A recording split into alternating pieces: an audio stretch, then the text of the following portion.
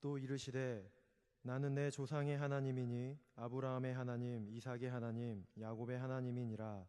모세가 하나님 배웠기를 두려워하여 얼굴을 가리매 여호와께서 이르시되 내가 애굽에 있는 내 백성의 고통을 분명히 보고 그들이 그들의 감독자로 말미암아 부르짖음을 듣고 그 근심을 알고 내가 내려가서 그들을 애굽인의 손에서 건져내고 그들을 그 땅에서 인도하여 아름답고 강대한 땅, 젖과 꿀이 흐르는 땅, 곧 가나안 족속, 헷 족속, 아모리 족속, 브리스 족속, 히위 족속, 여부스 족속의 지방에 데려가려 하노라. 이제 가라. 이스라엘 자손의 부르짖음이 내게 달하고 애굽 사람이 그들을 괴롭히는 학대도 내가 보았으니 이제 내가 너를 바로에게 보내어 너에게 내 백성 이스라엘 자손을 애굽에서 인도하여 내게 하리라. 모세가 하나님께 아뢰되 내가 누구이기에 바로에게 가며 이스라엘 자손을 애굽에서 인도하여 내리이까? 하나님이 이르시되 내가 반드시 너와 함께 있으리라.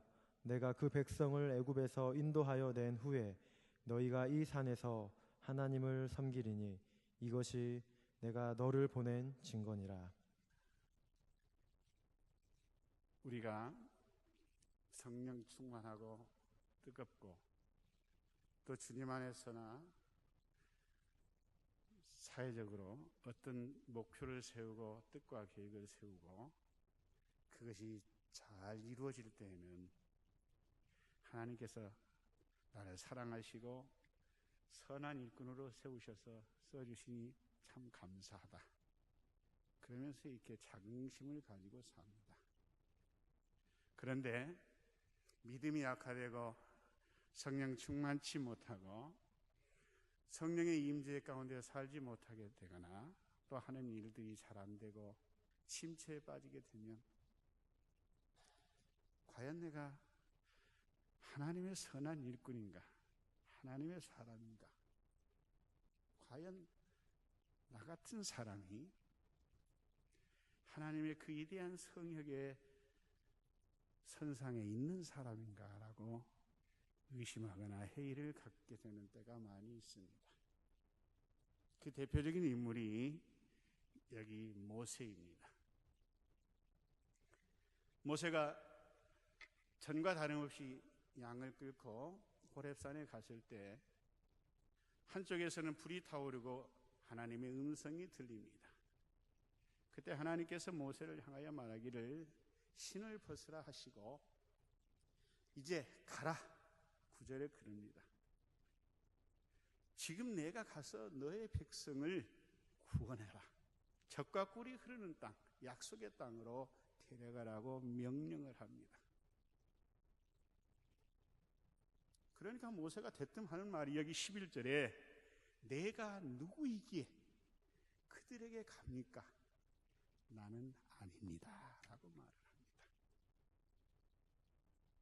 이 말 속에는 하나님의 그 위대한 일들을 하나님이 자기 백성을 약속의 땅으로 데려가는 데 있어서 중심 역할, 그 리더가 될 수 없는 사람인데 어찌하여 나더러 이제 가라고 하십니까? 나는 아닙니다 라고 말을 합니다.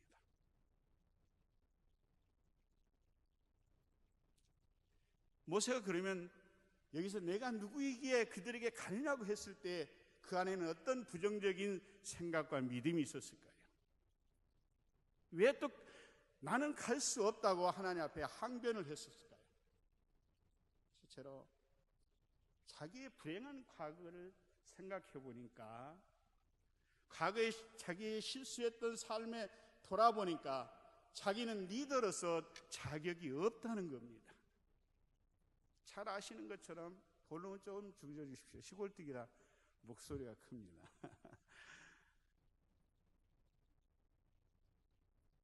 어떤 사람입니까? 혈기를 견디지 못하고 지혜가 부족해서 히브리인과 애굽인이 싸우니까 쳐 죽였다 그랬습니다. 그리고 40년 동안 자기 생명을 유지하기 위해서 양과 더불어 살았고 자기 민족의 독립이나 해방을 위해서 또 하나님께서 자기 민족에게 주었던 그 신실하신 약속이나 계약을 실행하기 위해서 한 번도 노력을 해보지 않은 사람입니다. 그런 불행한 과거를 가지고 있고 어두운 과거를 가지고 있고 나만 바라보면 자는 살인자라고 손가락질할 만한 사람이 내가 어찌 그들 앞에 나서서 나를 따르라, 약속의 땅으로 가자, 따르라 할 수 있겠느냐는 것입니다.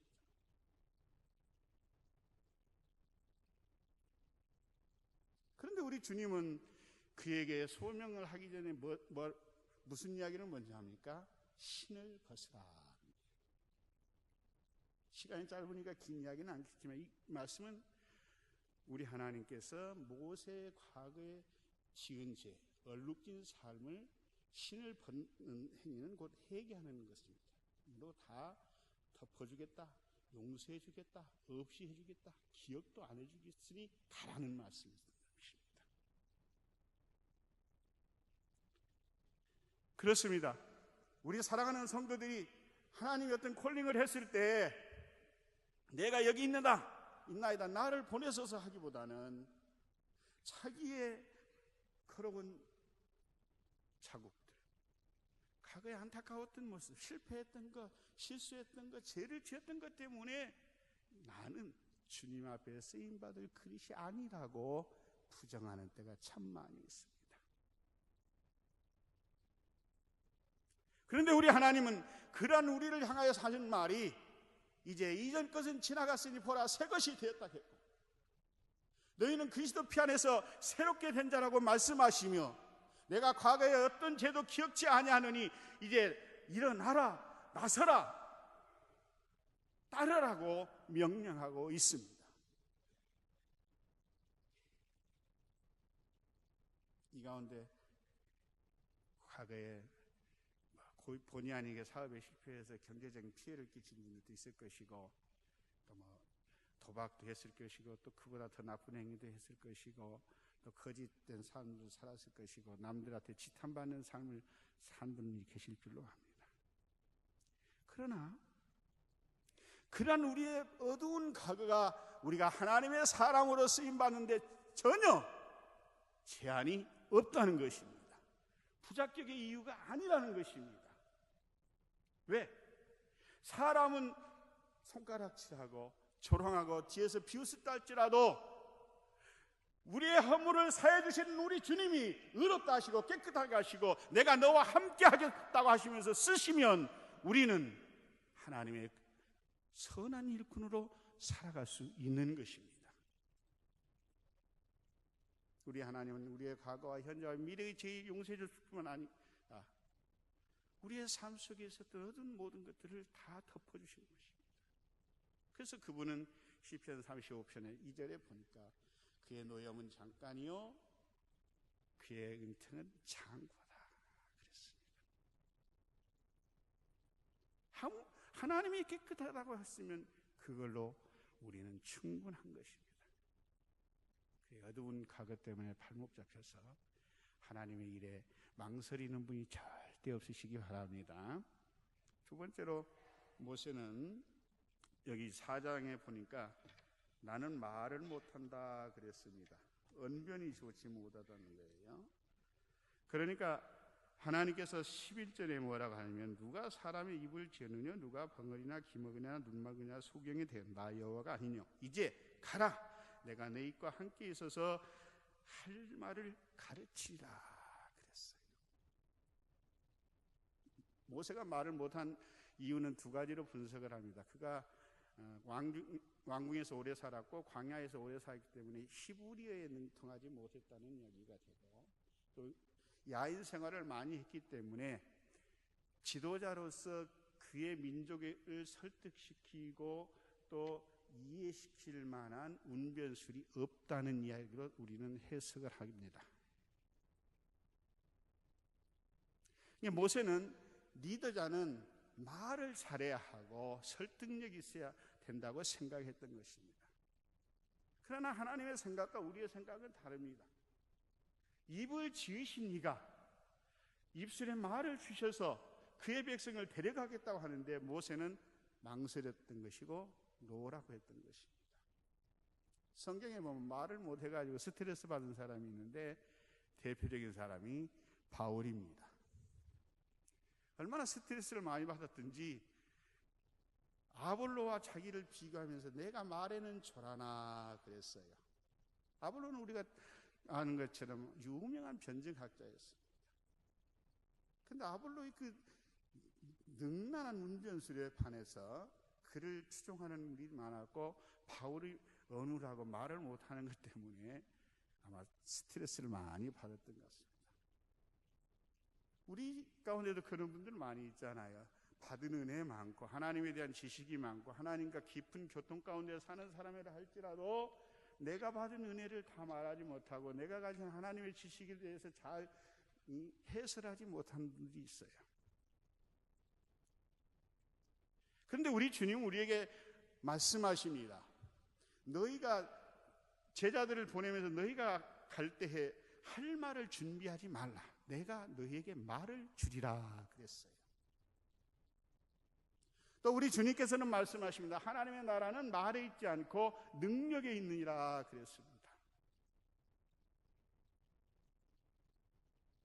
그렇기 때문에 우리가 하나님 앞에서 얼마나 그를 사모하고 사랑하고 그의 나라를 흠모하면서 살고 영혼을 사랑하느냐가 문제이지, 내가 능란한 운병가가 아니라 할지라도 영혼을 구원하는 데는 전혀 문제가 되지 않는다는 것입니다.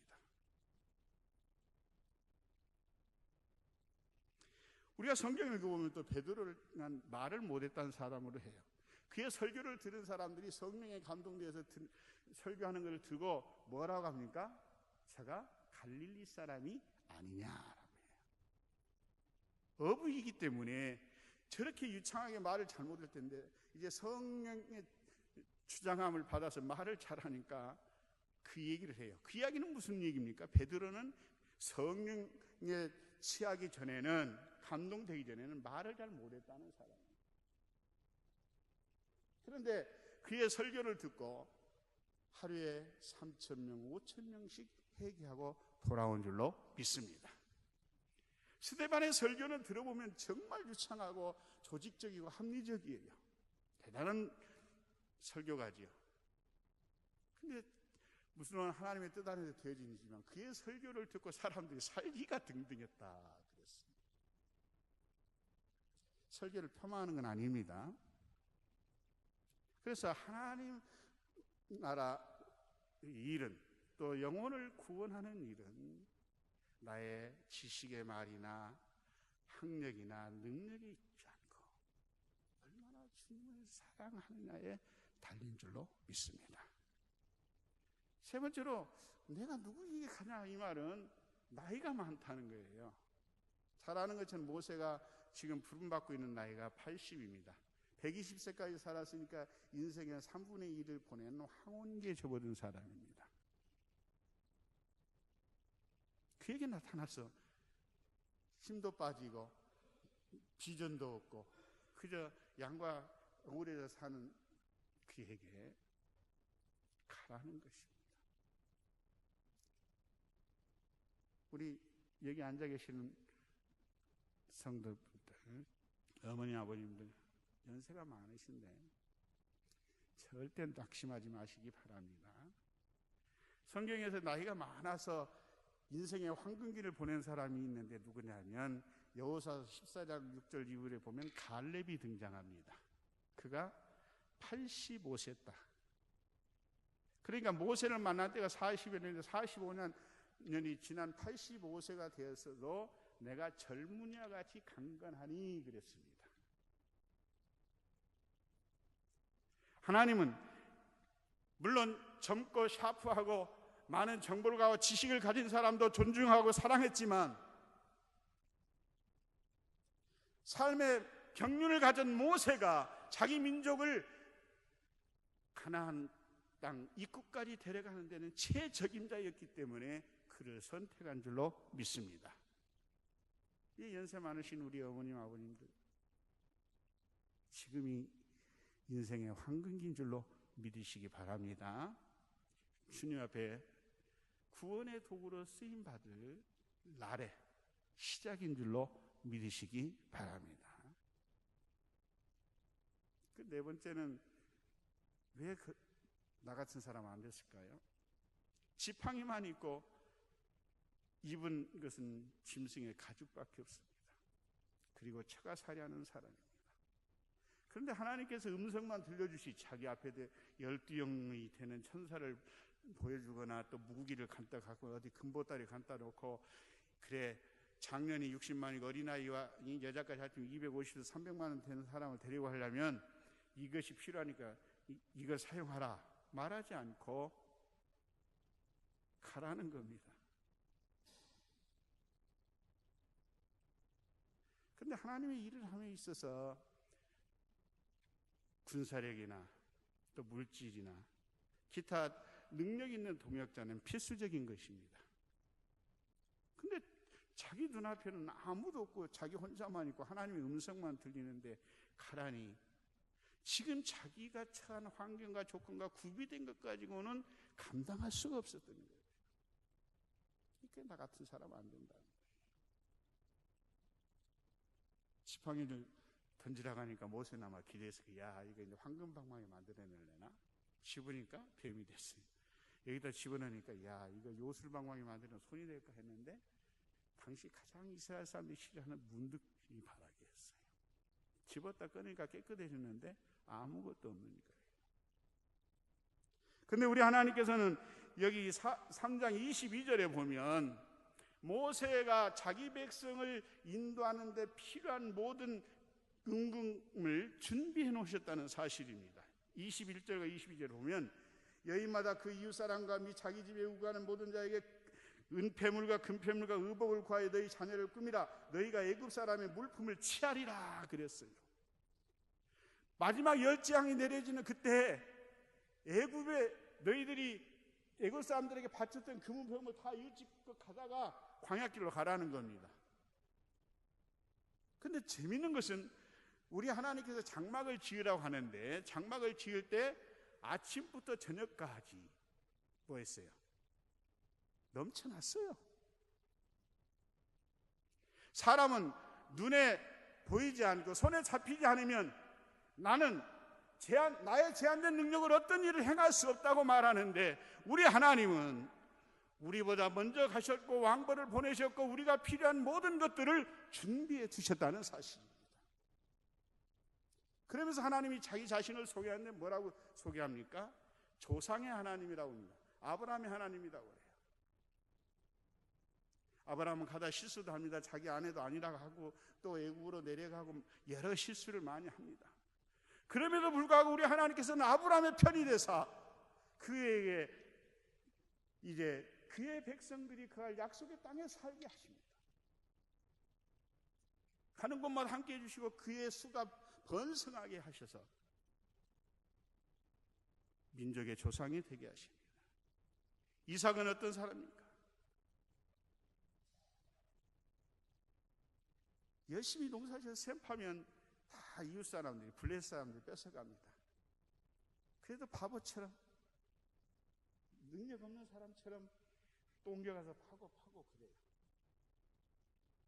그가 다투기 싫어서 양보했을 때 우리 하나님이 농사하자 얼마나 주셨다고요? 100배를 주신 하나님. 없는 것에서 있게 하신 하나님, 무에서 유를 창조하신 공허한 가운데서 육지와 바다와 사람을 창조하신 그 하나님이 이삭에게 복을 주니 그렇게 많아졌다는 것입니다. 그리고 야곱이 하나님이라는 거예요. 야곱은 성격도 격하고 사기를 하고 거짓말을 잘한다. 근데 그가 나중에 고백하기를 내가 요단을 건널 때는 지팡이만 가지고 건넜는데 큰 때를 이뤘다 하셨습니다. 그 하나님이 저의 하나님이었습니다.